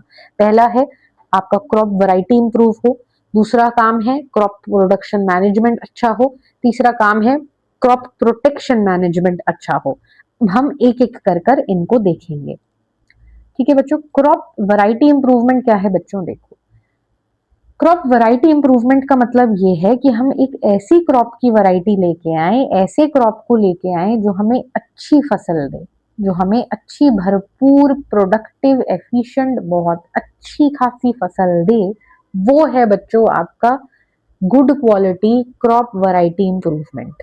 अब वैरायटी क्रॉप की हमें इंप्रूव करनी है, ये हम बहुत सारी तरीकों से कर सकते हैं। पहला तरीका है बच्चों हाइब्रिडाइजेशन कर कर। क्या है बच्चों? हाइब्रिडाइजेशन कर कर। हाइब्रिडाइजेशन यानी कि ये एक ऐसी टेक्निक है जिसमें हम 2 जेनेटिकली डिफरेंट पौधों को क्या करते हैं? क्रॉस करते हैं, यानी कि ब्रीड करते हैं। ठीक है, या आप कह लो, अगर हम पौधों में देखते तो हम इसको कहते हैं क्रॉस पॉलिनेशन। यहाँ हम किसकी बात कर रहे हैं बच्चों? क्या कह रहे हैं हम इसको? क्रॉस पॉलिनेशन करते। ठीक है, क्या करते हैं? क्रॉस करते, ब्रीड करते। ठीक है, उस क्या पाने के लिए? ऐसे पौधों को, जेनेटिकली डिफरेंट पौधों को हम क्रॉस करते या क्रॉस पॉलिनेट करते ताकि जो हमको न्यू वैरायटी मिलती इस क्रॉसिंग की वजह से उनमें वो सारे डिजायरेबल कैरेक्टर्स होते जो उस फसल को अच्छे से ग्रो होने में और क्वालिटी सीड बनाने में मदद करते। ठीक है, क्वालिटी सीड्स बनाने में मदद करते। क्वालिटी सीड्स बन गए, क्वालिटी क्रॉप मिल गई, अच्छा खाना आपके घर तक पहुंचेगा। ठीक है, ये है बच्चों आपका हाइब्रिडाइजेशन। हाइब्रिडाइजेशन के बहुत तरीके हैं। पहला है इंटर वैराइटल, यानी कि 2 अलग अलग वैरायटियों में क्या हो रहा है? हाइब्रिडाइजेशन। फिर है बच्चों आपका इंटर स्पेसिफिक, यानी कि जीनस सेम है, स्पीशीज अलग है, ऐसे में जब क्रॉस होता है तो उसको आप कहते हो इंटर स्पेसिफिक। इंटर जेनेरिक मतलब जब 2 डिफरेंट जेनेरा में जब क्या हो रहा होता है बच्चों? क्रॉस हो रहा होता है, उसको आप क्या कहते हो? उसको आप कहते हो हाइब्रिडाइजेशन या इंटर जेनेरिक हाइब्रिडाइजेशन। दूसरा तरीका कौन सा है बच्चों क्रॉप वैरायटी इंप्रूव करने का? वो है जेनेटिक मॉडिफिकेशन, यानी कि जीएम। जिसमें हम क्या करते हैं, हम एक बाहरी जीन को प्लांट के अंदर इंसर्ट करते हैं या क्रॉप के अंदर इंसर्ट करते हैं या एक एक्स्ट्रा जीन इंसर्ट करते हैं, जिससे क्या होता है बच्चों, हमें वो सारी क्वालिटीज जो हमने जिस जीन को इंसर्ट किया है, क्योंकि उस जीन में हम वो सर्टेन क्वालिटीज है जो हमको अपने क्रॉप में चाहिए, ठीक है। इसीलिए जब हम बाहरी तौर पर उसको इंसर्ट करते हैं उस जीन को, तो हमें क्या मिलता है बच्चों, हमें मिलता है जीएम क्रॉप, हमें मिलता है जीएम क्रॉप यानी कि जेनेटिकली मॉडिफाइड क्रॉप, ठीक है। So another way of improving crop क्या है, जब हम इंट्रोड्यूस करते हैं एक जीन को, वो जीन जो क्या प्रोवाइड करेगा, जो प्रोवाइड करेगा डिजायर्ड कैरेक्टर जो हमें उस क्रॉप में चाहिए, उसको आप कहते हो बच्चों जेनेटिकली मॉडिफाइड क्रॉप। क्या कहते हो आप उसको, जेनेटिकली मॉडिफाइड क्रॉप, ठीक है। तो क्रॉप का जो डीएनए उसको क्या करते हैं, हम उसको ऑल्टर करते हैं, यानी कि उसमें छेड़छाड़ करते हैं, बाहर से एक न्यू जीन इंसर्ट करते हैं। जो न्यू जीन है वो क्या कैरी करता है, वो कैरी करता है डिजायरेबल ट्रेट, जिसकी वजह से जो क्रॉप होगा वो भी क्या होगा, आपको इंक्रीज ईल्ड दिखाएगा, आपको बेटर ईल्ड दिखाएगा वो क्रॉप, ठीक है। अब सिर्फ इतना करने से हो जाएगा क्या काम, नहीं होगा। आपने शुरुआत में ही इस चैप्टर की क्या देखा था कि क्रॉप जो ग्रो हो रहा है वो किस पे डिपेंड करता है, वो डिपेंड करता है क्लाइमेटिक कंडीशंस पे, वो डिपेंड करता है क्लाइमेटिक कंडीशंस पर, ठीक है, क्लाइमेटिक कंडीशंस पर। तो सिर्फ आपने हाइब्रिडाइजेशन हो गया, सिर्फ आपका जेनेटिक आपने मॉडिफिकेशन कर दिया, इतने से ही काम नहीं चलता है।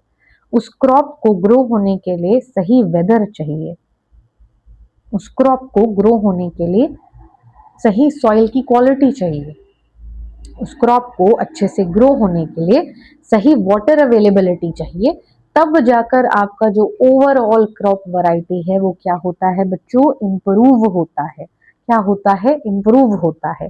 So some of the factors for which variety improvement is done is, देखो कौन से फैक्टर्स हैं जिन पे हम काम करते हैं वैरायटी को इंप्रूव करने के लिए, क्रॉप वैरायटी इंप्रूव करने के लिए। देखो हमें चाहिए हायर ईल्ड, यानी कि हम चाहते हैं कि हमारी जो प्रोडक्टिविटी है पर एकड़ में वो हमें इंक्रीज हो, यानी कि लैंड का साइज उतना ही रहेगा पर हमारा जो क्रॉप का प्रोडक्शन है वो हमें इंक्रीज चाहिए।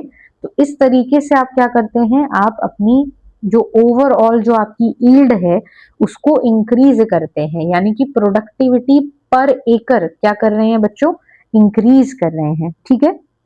फिर हम क्या करते हैं बच्चों, फिर जो हम काम करते हैं वो है आप क्वालिटी इंक्रीज करते हैं अपने जो क्रॉप्स है। जैसे कि एक अच्छी क्वालिटी का वीट क्या होगा बच्चों, एक अच्छी क्वालिटी का वीट वो होगा जो बेकिंग अच्छी करता हो, या अगर मैं अब बहुत देसी भाषा में बोलूं तो उसकी अच्छी रोटी बनती हो, ठीक है।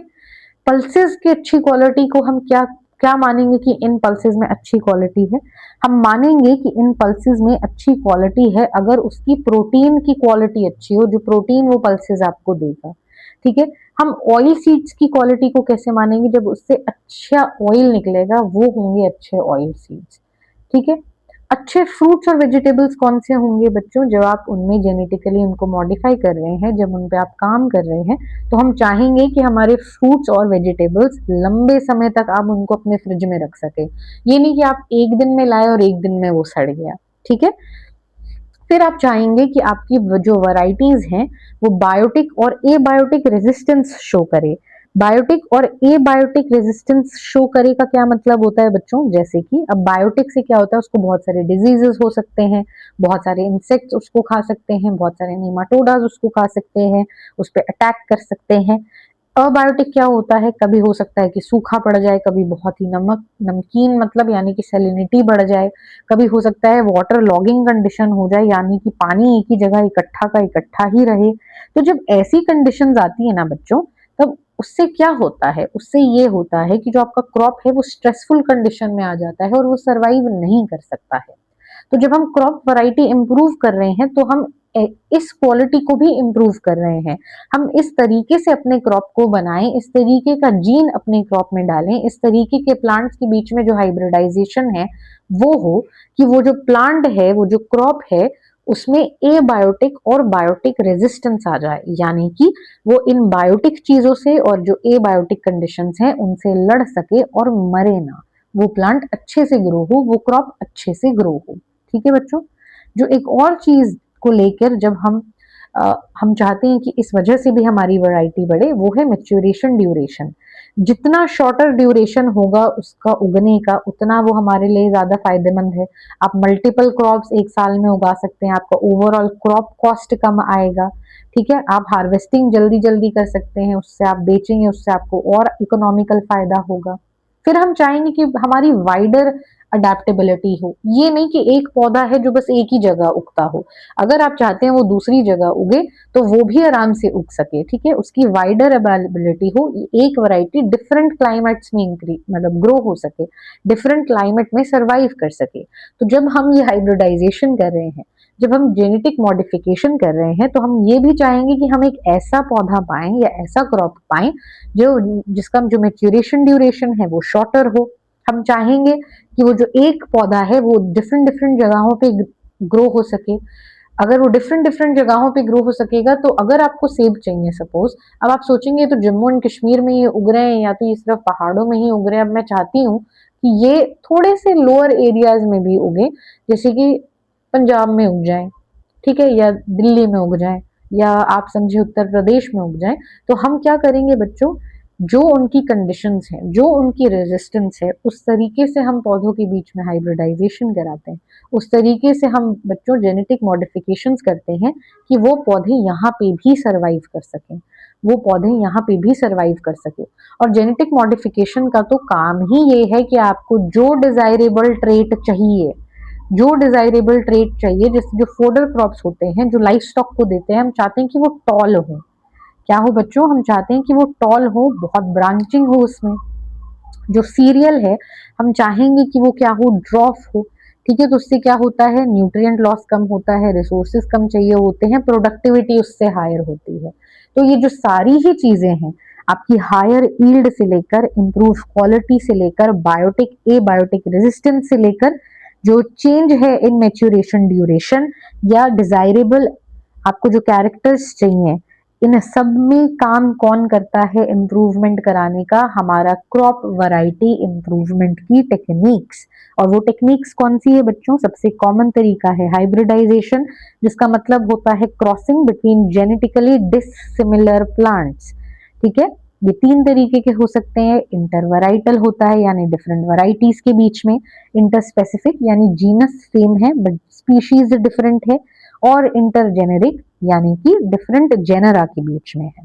ठीक है, हम ये जो वैरायटी इंप्रूवमेंट है ये किन फैक्टर्स के लिए करते हैं, हमें हायर यील्ड चाहिए इसलिए करते हैं, हमें इम्प्रूव्ड क्वालिटी चाहिए हम इसलिए करते हैं, हमें बायोटिक ए बायोटिक रेजिस्टेंस चाहिए हम इसलिए करते हैं, हमें चेंज चाहिए होता है मैच्योरिटी ड्यूरेशन में हम इसलिए करते हैं, हमें डिजायरेबल एग्रोनॉमिक कैरेक्टर्स चाहिए होते हैं हम इसीलिए करते हैं। तो ये था बच्चों आपका क्रॉप वैरायटी इंप्रूवमेंट। ठीक है, अब आपने वैरायटी इंप्रूव कर ली, बट हमको मैनेज भी तो करना है इसका प्रोडक्शन, हमको इसका प्रोडक्शन भी मैनेज करना होगा। तो हम पहुंचते हैं अपने दूसरे भाग में, जो है बच्चों आपका क्रॉप मैनेजमेंट ऑफ क्या, क्रॉप की प्रोडक्शन का मैनेजमेंट। ठीक है, अब जो इंडियन फार्मिंग है वो बहुत स्मॉल फार्म्स भी हैं, बहुत लार्ज फार्म्स भी हैं। फार्मर्स के पास बहुत कुछ हो सकता है, या तो उनके पास बहुत ज्यादा लैंड होता है, पैसा होता है, टेक्नोलॉजी होता है, इंफॉर्मेशन होता है। बहुत सारे फार्मर्स ऐसे हैं जिनके पास इनमें से किसी चीज का एक्सेस नहीं है, थोड़ी जमीन है, पैसे नहीं है, बहुत टेक्नोलॉजिकल एक्सेस नहीं है। ठीक है, तो फाइनेंशियल कंडीशन कैसी है एक फार्मर की, ये डिसाइड करता है कि वो कौन सी टेक्निक यूज करेगा, वो कौन सी टेक्नोलॉजी यूज करेगा, और वो कौन सी फार्मिंग की प्रैक्टिसेस यूज करेगा। ठीक है, अब बच्चों क्या मैंने आपको समझाया, देखो जितने पैसे होंगे उतनी ज्यादा अच्छा आप क्रॉपिंग सिस्टम लाएंगे, उतना अच्छा बच्चों आप प्रोडक्शन मेथड लाएंगे। ठीक है, अब अगर पुराने हम ट्रेडिशनल मेथड्स देखें जिनमें बिल्कुल पैसे नहीं लगते थे, आपने बस बीज डाला, पानी दिया, नॉर्मल उसको सनलाइट मिली, उसमें आप ट्रेडिशनल वे में आपने उगा लिया, बट आपका इनपुट कुछ नहीं मिलता था, या बहुत ही कम इनपुट मिलेगा, ज्यादा अच्छी फसल नहीं होगी। जब आपने उसमें थोड़ा पैसा लगाया, थोड़ा यानी कि आपने मैन्योर इस्तेमाल किया, बेसिक टूल इस्तेमाल किया, तो आपको क्या मिला बच्चों, आपको मिला कि ठीक ठीक आपकी फसल हुई है। जब आपने हाई कॉस्ट का प्रोडक्शन प्रैक्टिसेस इस्तेमाल की, यानी कि आपने अच्छी टेक्नोलॉजी यूज करी, अच्छा इरिगेशन सिस्टम यूज किया, अच्छे मशीनें यूज करी, फर्टिलाइजर यूज करे, पेस्टिसाइड यूज करी, मशीनें यूज करी, जब ये सारे किए, आपने हाइब्रिड सीड यूज करे, तो आपका ओवरऑल कॉस्ट तो बढ़ा, बट उसके साथ आपकी ईल्ड भी बढ़ी, यानी कि जितनी आपकी फसल हुई थी वो मात्रा भी बढ़ी, आपकी जो ईल्ड है वो भी इंक्रीज हुई। कब इंक्रीज हुई बच्चों? वो तब इंक्रीज हुई जब आपने क्या पाया, जब आपने जो कॉस्ट है उसको इंक्रीज किया। ठीक है, तो प्रोडक्शन 3 टाइप की प्रैक्टिसेस होती हैं। पहला होगा आपका लो कॉस्ट, जिसमें आप कोई ज्यादा कुछ एफर्ट नहीं डालते हैं, क्यों? क्योंकि फाइनेंसिस की तंगी होती है, तो ये ट्रेडिशनल मेथड होता था, इससे आपका जो फसल होगा कम होगी। दूसरा है बच्चों आपका हाई कॉस्ट, थर्ड है आपका हाई कॉस्ट।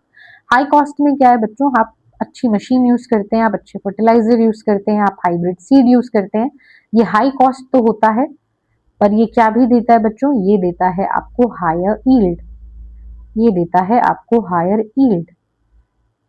ठीक है, अब हम ये देखते हैं कि अब हमने इतनी बात करी है, ये न्यूट्रिएंट कैसे मैनेज हो रहे हैं। हमें जो फूड चाहिए, तो प्लांट को भी तो न्यूट्रिशन चाहिए ना ग्रोथ के लिए, वो सिर्फ हमें ही नहीं खाना देता है, उसको भी खाना चाहिए होता है। तो एयर से उसको कार्बन एंड ऑक्सीजन मिलता है, वाटर से बच्चों उसको हाइड्रोजन आता है, और सॉइल से उसको 13 प्रकार के अलग अलग न्यूट्रिएंट मिलते हैं। देखो, एयर से क्या मिल रहा है बच्चों? एयर से उसको कार्बन मिल रहा है, ऑक्सीजन मिल रहा है, वाटर से उसको हाइड्रोजन ऑक्सीजन मिल रहा है, सॉइल से उसको मैक्रो और माइक्रो न्यूट्रिएंट्स मिलते हैं। मैक्रो न्यूट्रिएंट्स है आपके nitrogen, phosphorus, potassium, calcium, magnesium, sulphur. और बच्चों आपके माइक्रो न्यूट्रिएंट्स कौन से हैं? आपके माइक्रो न्यूट्रिएंट्स हैं आपके iron, manganese, boron, zinc, copper, molybdenum और क्लोरीन। ये बहुत इंपॉर्टेंट है, ये नाम आपको याद होने चाहिए, ये हैं आपके मैक्रो और माइक्रो न्यूट्रिएंट्स। ठीक है बच्चों, अगर अब प्लांट्स को सही तरीके से न्यूट्रिएंट सप्लाई नहीं मिलेगा तो क्या होगा? न्यूट्रिएंट ही नहीं मिले, ग्रोथ नहीं होगी अच्छी, रिप्रोडक्शन अच्छी नहीं होगी, ज्यादा बीमार होंगे, ज्यादा डिजीज होंगे, ईल्ड क्या होगी बच्चों? कम होगी। तो सिर्फ डिजीज बढ़ रहे हैं, रिप्रोडक्शन कम हो रही है, ग्रोथ कम हो रही है, ईल्ड तो बिल्कुल कम होगी। अब आप इस ईल्ड को कैसे ठीक कर सकते हैं बच्चों? ऐसे ठीक कर सकते हैं कि आप क्या दें उन पौधों को? न्यूट्रिशन। उन पौधों को क्या चाहिए बच्चों? उन पौधों को चाहिए न्यूट्रिशन। न्यूट्रिशन कहाँ से मिलेगा? न्यूट्रिशन मिलेगा मैन्योर से, न्यूट्रिशन मिलेगा फर्टिलाइजर से। इन दोनों से आप क्या प्रोवाइड करेंगे अपने प्लांट्स को, अपने क्रॉप्स को? आप प्रोवाइड करेंगे न्यूट्रिशन। तो आइए एक एक कर कर इनको देखते हैं। अब बच्चों मैन्योर क्या होता है? मैन्योर होता है आपका जिसमें आप लार्ज क्वांटिटीज ऑफ क्या होती हैं हमारे पास? लार्ज क्वांटिटीज होती हैं ऑर्गेनिक मैटर की।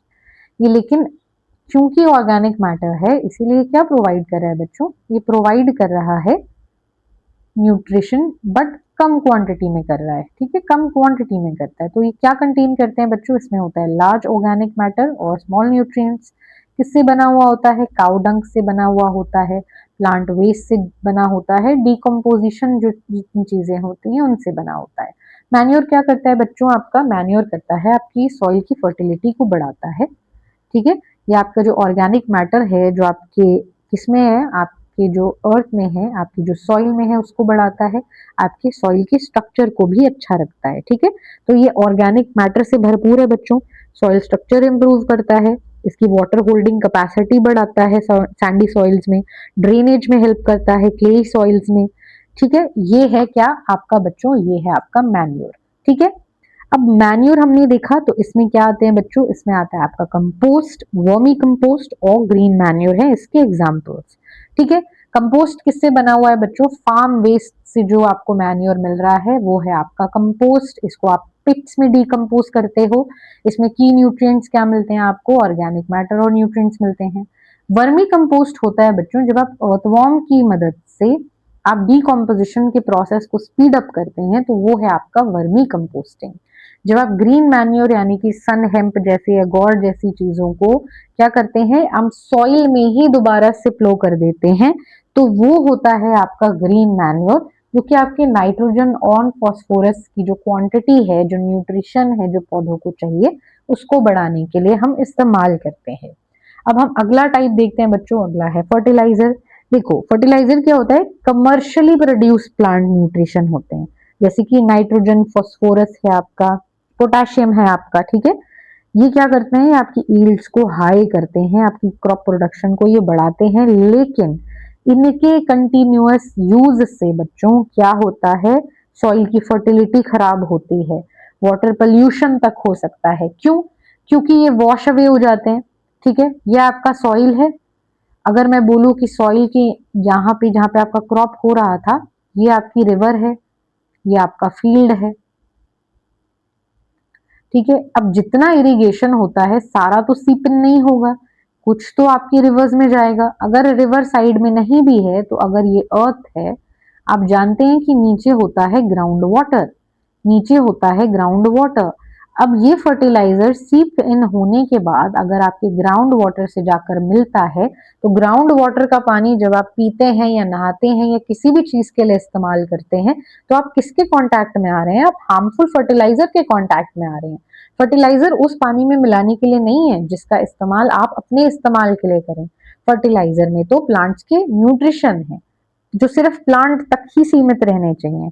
इसीलिए जब फर्टिलाइजर वॉश अवे हो जाते हैं, क्या कॉज करते हैं बच्चों, वो कॉज कर रहे हैं वाटर पोल्यूशन, वो कॉज कर रहे हैं आपकी रिवर्स खराब कर रहे हैं, आपकी लेक खराब कर रहे हैं, आपके जो वाटर बॉडी है, आपकी जो अंडरग्राउंड वाटर सिस्टम है उसको पल्यूट कर रहे हैं।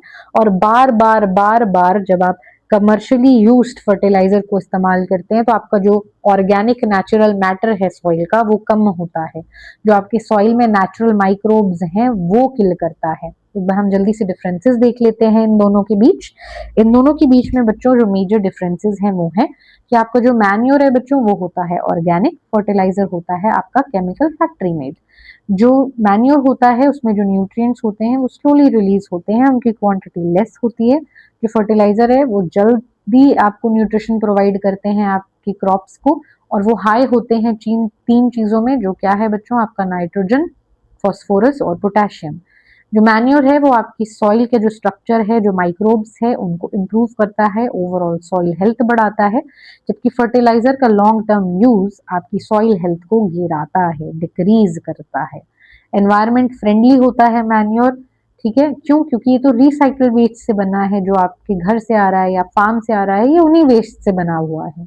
लेकिन फर्टिलाइजर एनवायरमेंट में क्या कॉज कर रहा है बच्चों, पोल्यूशन कॉज कर रहा है। जो मैन्योर होता है फर्टिलाइजर के मुकाबले में लो या नो कॉस्ट होता है, पर फर्टिलाइजर देखो फैक्ट्री मेड है ना, बाहरी तरीके से कमर्शियली प्रोड्यूस्ड है, तो उसमें तो पैसा लगेगा उसको फर्टिलाइजर बनाने में। ठीक है, मैन्योर बेस्ट है सस्टेनेबल फार्मिंग के लिए। और आपने पढ़ा है कि हमने फर्टिलाइजर कहाँ इस्तेमाल किया है भरपूर, ग्रीन रेवोल्यूशन में हमने फर्टिलाइजर इतना यूज किया कि हमारी ईल्ड तो बढ़ गई, हमें फूड सिक्योरिटी तो मिल गई, बट हमने किससे कॉम्प्रोमाइज कर बैठे हम बच्चों, हमारी एनवायरनमेंट की हेल्थ से कॉम्प्रोमाइज कर बैठे। अब हम थर्ड टाइप देखेंगे फार्मिंग का, जो है बच्चों आपका ऑर्गेनिक फार्मिंग। क्या है आपका ऑर्गेनिक फार्मिंग? ऑर्गेनिक फार्मिंग में हम क्या करते हैं बच्चों, ऑर्गेनिक फार्मिंग में हम ऑर्गेनिक मैन्योर यूज करते हैं, यानी कि कंपोस्ट यूज कर रहे हैं, वर्मी कंपोस्ट यूज कर रहे हैं, ग्रीन मैन्योर यूज कर रहे हैं। वहीं पर रिसाइकल्ड वेस्ट हम जैसे जो लाइफ स्टॉक का एक्सक्रीटा है, काउडंग है, वो सब इस्तेमाल कर रहे हैं। हम बायो फर्टिलाइजर्स यूज कर रहे हैं जैसे कि हमारी ब्लू ग्रीन एल्गी कल्चर। ठीक है, बायो यानी कि बच्चों वो फर्टिलाइजर जो हमें जिंदा चीजों से मिल रहे हैं, बायोलॉजी लिविंग से हमें मिल रहे हैं। वैसे ही पेस्टिसाइड्स यानी कि आपकी नीम लीव्स बायोपेस्टिसाइड्स, आपका टर्मरिक जो कि ग्रेन स्टोरेज में हम इस्तेमाल करते हैं। ठीक है, तो ये सारी क्या है बच्चों, ये है आपकी ऑर्गेनिक फार्मिंग। अब इसके बहुत सारे आपके पैटर्न्स भी हैं जिनमें आप क्या कर सकते हैं, आप अपनी जो फसलें हैं उनको आप सस्टेनेबली मैक्सिमम बेनिफिट के लिए ग्रो कर सकते हैं।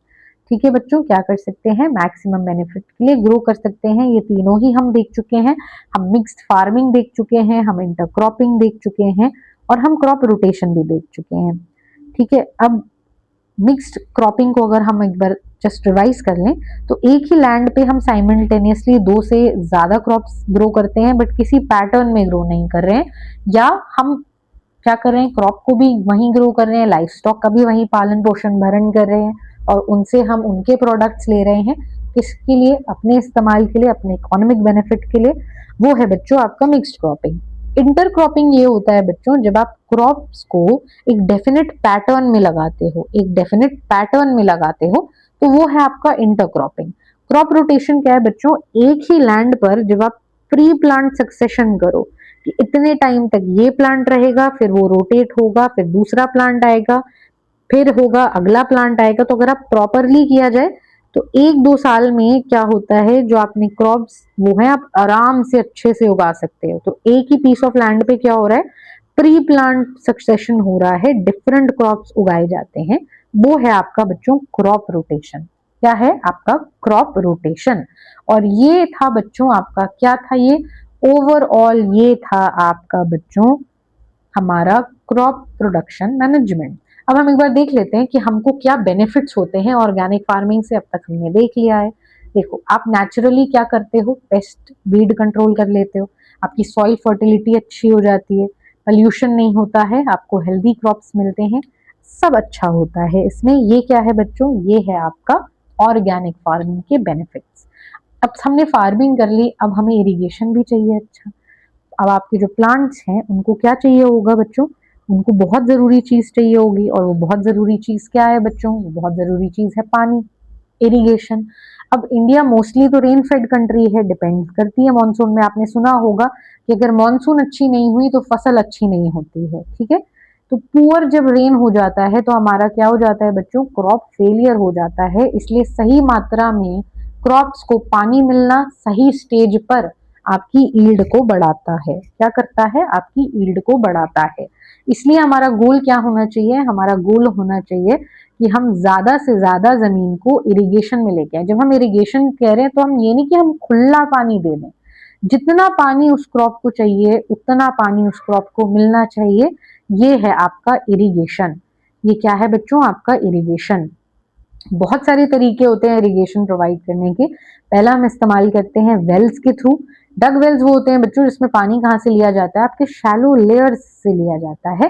ये आप या तो मैन्युअली देते हैं पौधों को, या तो पंप की मदद से भी आप पानी पौधों तक पहुंचाते हैं या क्रॉप्स तक पहुंचाते हैं।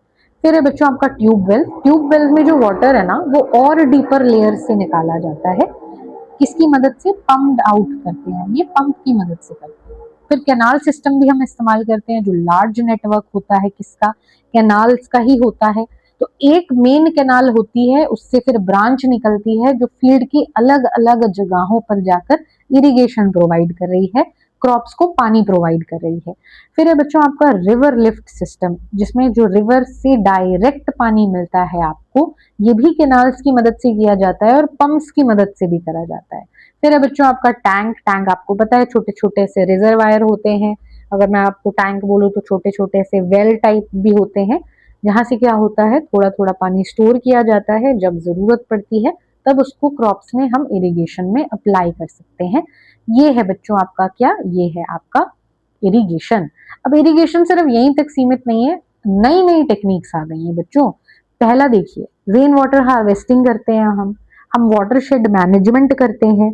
ये सारी चीजें किसको बढ़ा रही हैं, ये सारी चीजें बढ़ाती हैं हमारी इरिगेशन को, और किसको रोकती है, 3 चीजों को। पहला, आपका जो ग्राउंड वाटर है वो खत्म नहीं होता है। दूसरा, आपने इरिगेशन तो कर दिया बट जो सॉइल है वो इरोड नहीं हो रहा है। तीसरा, ये रोकती है जो हमारी, आप देखो अगर ये एक लैंड है ना बच्चों, तो ये क्या बना दिया मैंने, हाँ सॉरी सॉरी, देखो ये आपका फील्ड,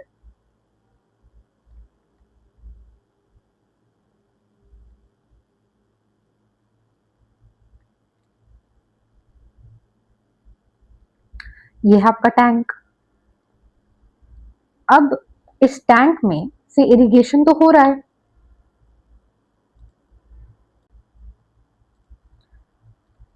तो बच्चों आपने हमने क्या देखा इसमें, हमने देखा different types of irrigation method, हमने मॉडर्न टाइप्स भी देखे। तो जो हमारा वेल है वो किस चीज के लिए बेस्ट है, वो आपका बेस्ट है अंडरग्राउंड, जो स्मॉल फार्म्स है उनके लिए, वाटर सोर्स है इसका अंडरग्राउंड। जो कैनल सिस्टम्स है वो लार्ज एरियाज के लिए बेहतर है, जिसका सिस्टम है रिवर्स। जो आपके रिवर लिफ्ट है वो उन जगहों के लिए अच्छे हैं जो फार्म्स नियर द रिवर्स हैं, तो जो फार्म्स जो हैं वो नियर रिवर्स हैं उनके लिए ये बेस्ट है, ठीक है। तो ये है बच्चों आपका इरिगेशन। अब इरिगेशन मिल गया हमें, तो डिफरेंट टाइप ऑफ हमने क्रॉपिंग पैटर्न्स भी पढ़ लिए थे। क्रॉपिंग पैटर्न्स कौन से थे बच्चों? हमारा था मिक्स्ड क्रॉपिंग, जिसमें हम एक ही लैंड पे साइमल्टेनियसली 2 या उससे ज्यादा क्रॉप्स उगाते हैं। इससे क्या होता है, फेलियर का रिस्क कम होता है। अगर एक प्लांट भी फेल हो गया तो दूसरा सरवाइव कर जाता है। ठीक है। फिर है बच्चों आपका इंटरक्रॉपिंग। इंटरक्रॉपिंग में ये था कि 2 या उससे ज्यादा क्रॉप्स हम डेफिनेट रोज में लगाते हैं। इससे क्या होता है, मैक्सिमम न्यूट्रिशन का इस्तेमाल होता है, जो आपके पेस्ट और डिजीजेस हैं उनसे रेजिस्टेंस प्रोवाइड मिलती है, हमको बेटर रिटर्न्स मिलते हैं। ठीक है, ये है आपका इंटरक्रॉपिंग। फिर आता है बच्चों आपका क्रॉप रोटेशन। क्रॉप रोटेशन में क्या होता है बच्चों? क्रॉप रोटेशन में ये होता है कि हम डिफरेंट क्रॉप्स को एक सक्सेशन में लगाते हैं, एक प्लान्ड ऑर्डर में लगाते हैं। तो पहले एक क्रॉप आएगा, फिर दूसरा, फिर तीसरा। जैसे कि एक ऑर्डर ये हो सकता है कि पहले आया लेग्यूम, फिर आया आपका सीरियल, फिर आया आपको ऑयल सीड। जो आपका क्रॉप रोटेशन है वो बहुत पॉइंट्स पे डिपेंड करता है। प्रॉपर इरिगेशन चाहिए उसको, प्रॉपर मॉइस्चर चाहिए। फायदा ये होता है कि आप क्योंकि एक ही बार में 2 से 3 क्रॉप लगा रहे हो, एक ही बार में 2 से 3 क्रॉप लगा रहे हो, इसीलिए आपको अच्छी फसलें मिलती हैं, मल्टीपल फसलें मिलती हैं। आपकी सॉइल फर्टिलिटी इंक्रीज होती है, जो आपका पेस्ट और डिजीजेस है वो कम होते हैं, और ओवरऑल आपको गुड हार्वेस्ट मिलता है। ये है आपके डिफरेंसेस तीनों के बीच में। ठीक है, अब क्रॉप ग्रो हो गया, उसको इरिगेशन मिल गई, मैन्योर मिल गया, सब कुछ मिल गया, बट अभी भी एक पॉइंट है जिसकी वजह से जो आपका क्रॉप है वो सेफ नहीं है, और वो है अटैक। अटैक कौन करता है? वीड्स करते हैं, आपके इंसेक्ट्स करते हैं, पेस्ट करते हैं, ये डिजीजेस लाते हैं।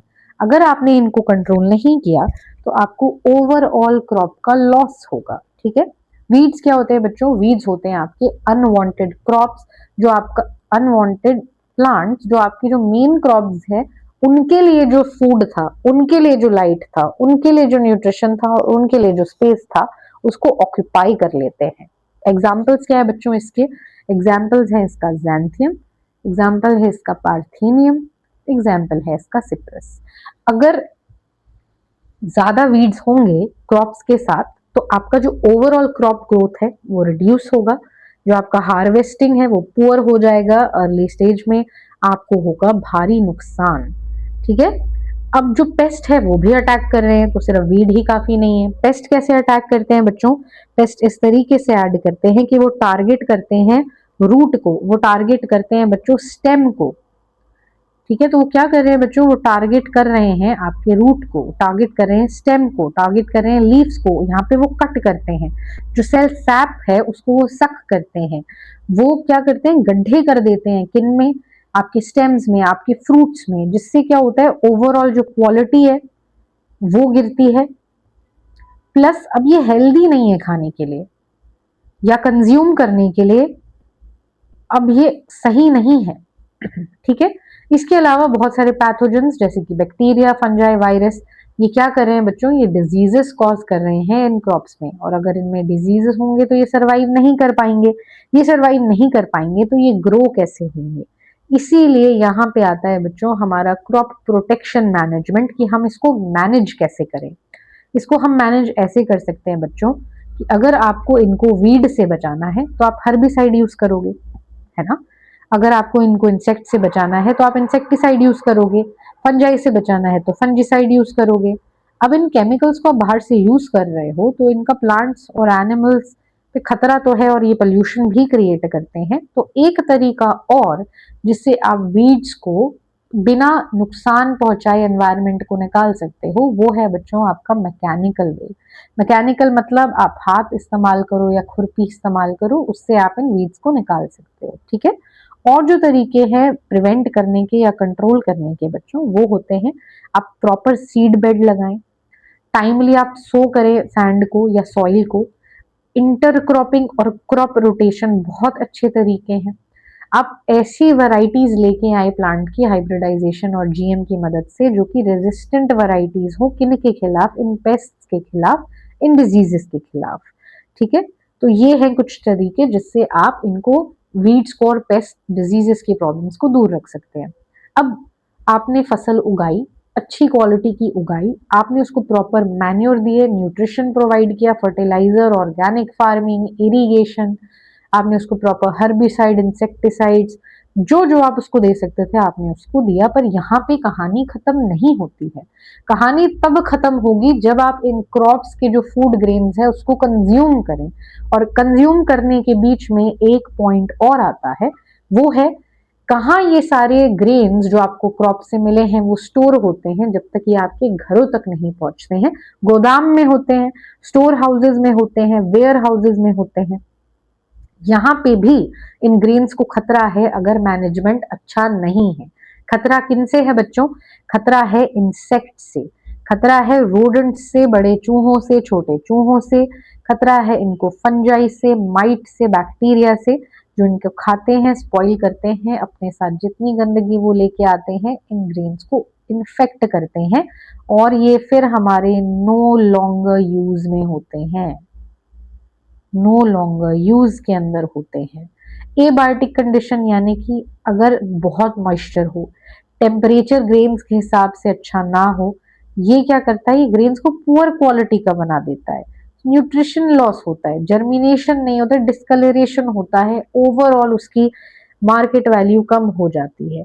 क्या आप गंदे से दिखने वाले खाने को कभी आप अपने घर में लेके आओगे? आप पल्सेस ग्रेन्स को, व्हीट को, जिनमें कोई कीड़ा लगा हुआ है, कोई दाना लगा हुआ है, या सिकड़े हुए हैं, या गंदे से दिख रहे हैं, या उनका कलर बदला हुआ है, हम नहीं लेके आएंगे। क्यों लेके आएंगे हम? हमें बीमार थोड़ी ना होना है। तो जो उसकी मार्केट वैल्यू है वो गिरी, इनफैक्ट वो हुआ, ओवरऑल हमको हुआ लॉस। तो इस लॉस से हम खुद को कैसे बचाएं? इस लॉस को हम खुद को कैसे बचाएं बच्चों? बचा सकते हैं हम क्लीनिंग करके, यानी कि जो डैमेज्ड ग्रेन्स हैं हम उनको बाहर निकालें, जो डर्ट सॉइल है हम उसको बाहर निकालें, हम इन ग्रेन्स को प्रॉपर सनलाइट प्रोवाइड करें और फिर प्रॉपर शेड प्रोवाइड करें, ताकि बहुत ज्यादा मॉइस्चर में ये ना रहे। हम इन ऐसे केमिकल्स का इस्तेमाल करें जो इन पेस्ट्स को दूर रखें, इन पेस्ट्स को मारें, ठीक है। और वेयर हाउस मैनेजमेंट मतलब ऐसी जगह हो जो साफ सुथरी हो, प्रॉपर वेंटिलेशन हो, वहां पे कोई कीड़े मकोड़े ना हो, वहां पे कोई किसी तरीके के वहां पे इंसेक्ट्स या रोडेंट्स ना हो, प्रॉपर वेयर हाउस मैनेजमेंट हो। किस चीज के लिए? आपके ग्रेन्स के स्टोरेज के लिए। तो हम क्रॉप प्रोटेक्शन मैनेजमेंट में बच्चों 4 चीजों पे काम करते हैं। पहला, हम क्रॉप्स को प्रोटेक्ट कर रहे हैं वीड से, हम क्रॉप्स को प्रोटेक्ट कर रहे हैं पेस्ट से, हम क्रॉप्स को प्रोटेक्ट कर रहे हैं डिजीजेस से, और फाइनली हम उसको प्रोटेक्टेड रख रहे हैं कहाँ पे? वेयर हाउस स्टोरेज लॉस ना हो पाए और वो अच्छे से मार्केट में प्रॉपर वैल्यू में सेल होके आपके खाने में आए, आपको न्यूट्रिशन प्रोवाइड करने के लिए। तो इन 4 हिस्सों पे हम काम करते हैं, किसमें? क्रॉप प्रोटेक्शन मैनेजमेंट में। तो हमने बच्चों इस एग्रीकल्चर में पूरे पार्ट में 3 मेन मेजर पार्ट्स पे हमने बात करी। पहला था बच्चों आपका क्रॉप वैरायटी इंप्रूवमेंट, फिर था बच्चों आपका क्रॉप प्रोडक्शन इंप्रूवमेंट, और लास्टली हमने बात करी क्रॉप प्रोटेक्शन मैनेजमेंट पे। अब जो पार्ट 2 है इसका, वो है बच्चों एनिमल हस्बेंड्री, जो हम नेक्स्ट देखेंगे।